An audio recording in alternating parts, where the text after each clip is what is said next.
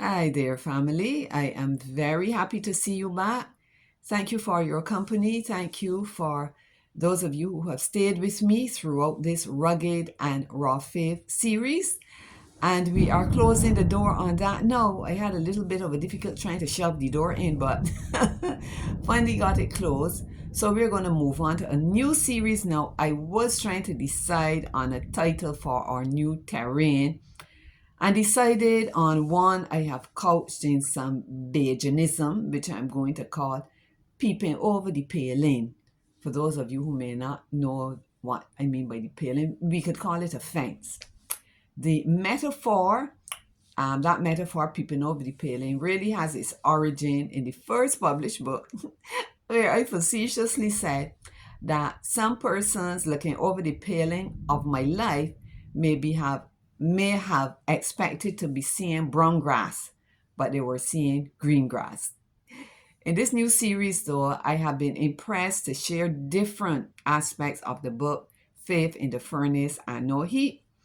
This writing journey commenced in September of 2003 at the indisputable direct impression of the Holy Spirit.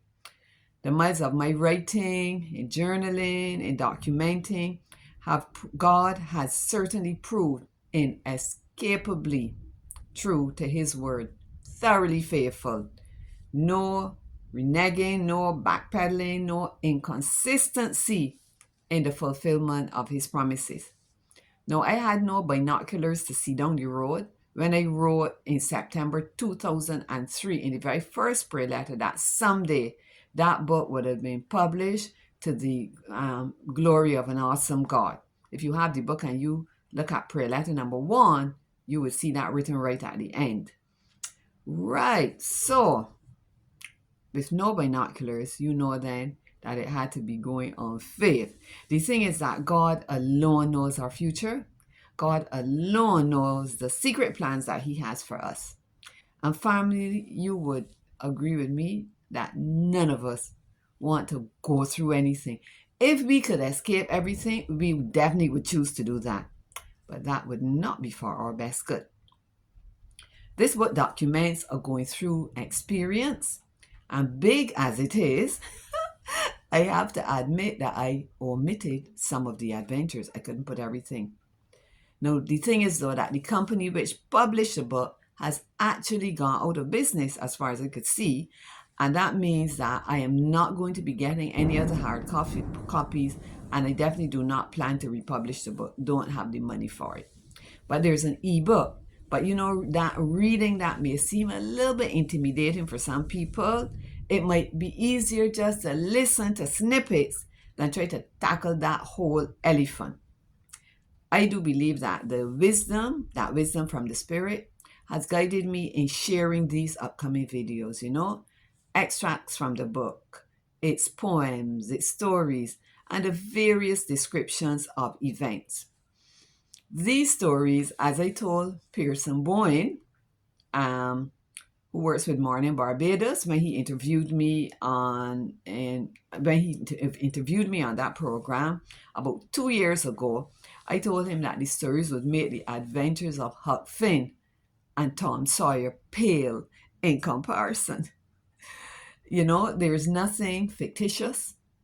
There are no canards, made up stories, no fabrications, no embellishments. The writing is designed not to impress, but to impact, not to incite any praise for me, but all adoration, praise, and glory for our wonderful dream team. Family, at times the truth does seem stranger than fiction, but indeed the Holy Spirit has sealed for posterity the amazing accuracy of every narrative detail of that book. The spiritual exposition touches on many themes and aspects of Christian experience, not simply theoretical, but practical. Yes, I missed where I was looking at. Right. The thing is recognizing the transitory nature of life and the reality of on the unavoidable changing seasons of our lives, I believe that these videos will be among the works left behind and will continue to speak. Many people, will listen to things before they read them. So please pray a blessing on this series. I must strike while the iron is hot, if you get me. So in 2003, when the writing commenced, I'm glancing at my time, I had turned 37 that year, 47 that year. I turned 68 this year as life is spared. They say 5 years makes you a survivor. True survivors are those who endure to the end. No one has life put down, and our life and our times are certainly in the hands of our Creator. So, family, you've joined me.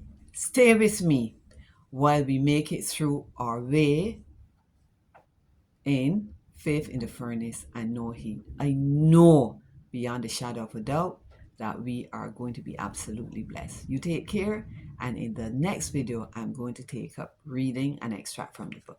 Bye bye. God bless you.